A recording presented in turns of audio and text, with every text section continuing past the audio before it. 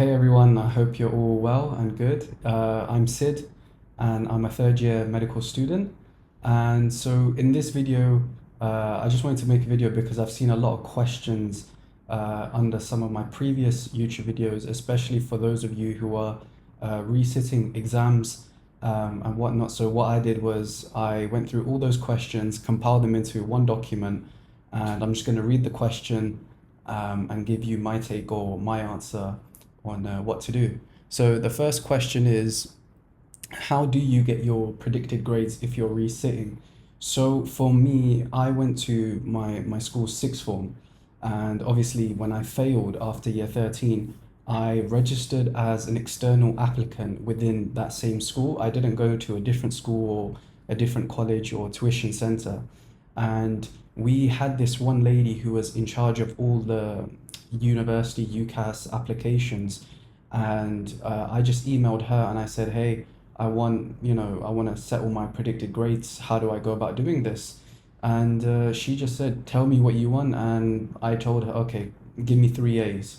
And it's that easy. So if you are in that situation where you need predicted grades and you don't know how to get them, or anything like that, then simply just go to your school or your college and ask the person who's in charge of all these UCAS applications. It's usually the person who has to send your application off to the university.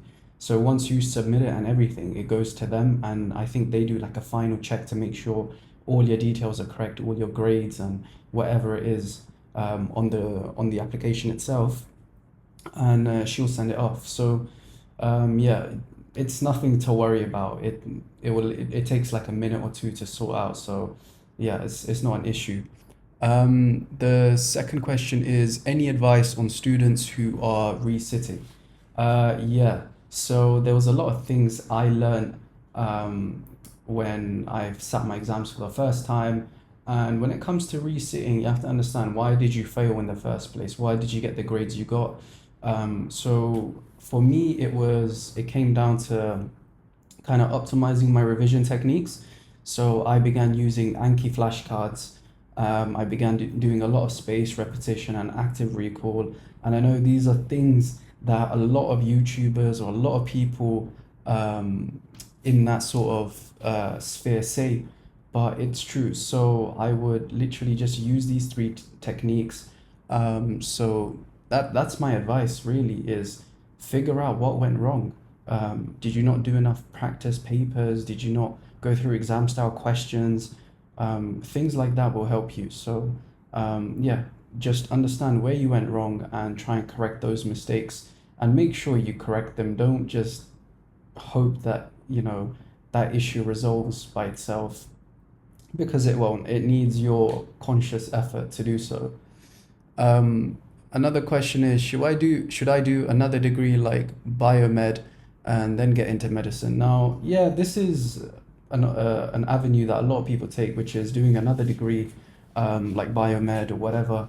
The only issue with it, I would say, is there is no guarantee that you will get an offer for medicine at the end of your degree.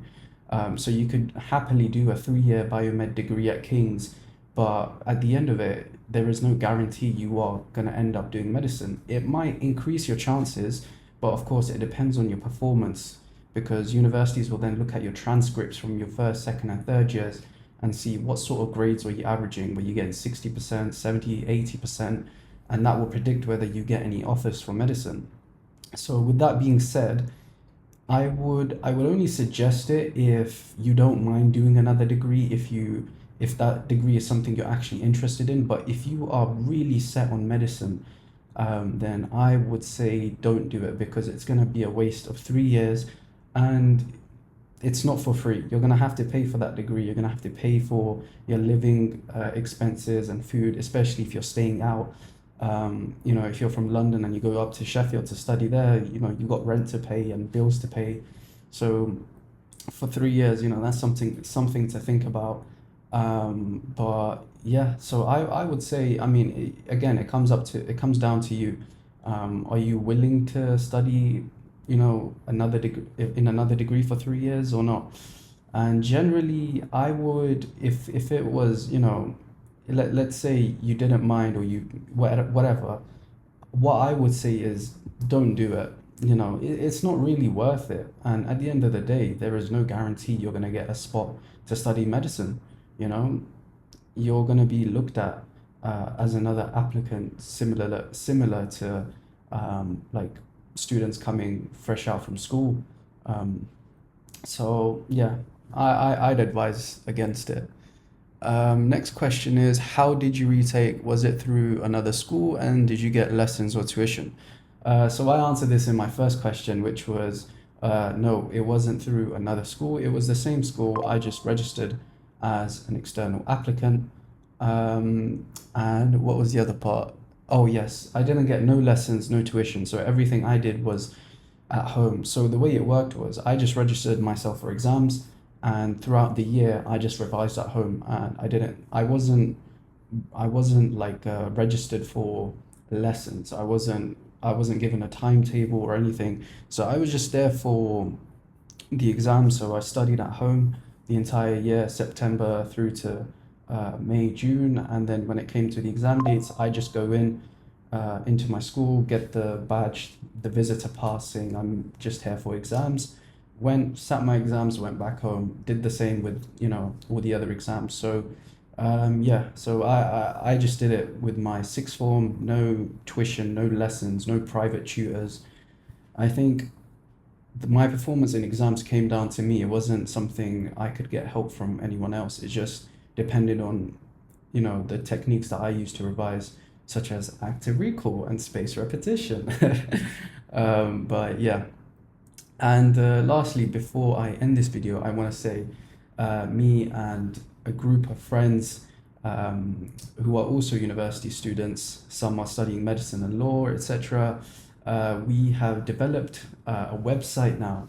And so this website is for people who are, such as yourself, if you are writing a UCAS personal statement and you need help, you're stuck, you don't know where to start, maybe you just don't even want to write it yourself, or you have a draft, you want feedback on it. We made a website called Next Gen Students where you can go check out. I'll put the link into the description, and you can have a browse through our services. And yeah, so we've been helping students with their UCAS personal statements, sort of privately off the books, but finally we've collectively come together and created a website, something more cohesive to kind of help students such as yourself. So if you're applying for medicine, or if you're applying for law or mechanical engineering at Sheffield or Loughborough, and you need help with your personal statements, by all means, do check the website out.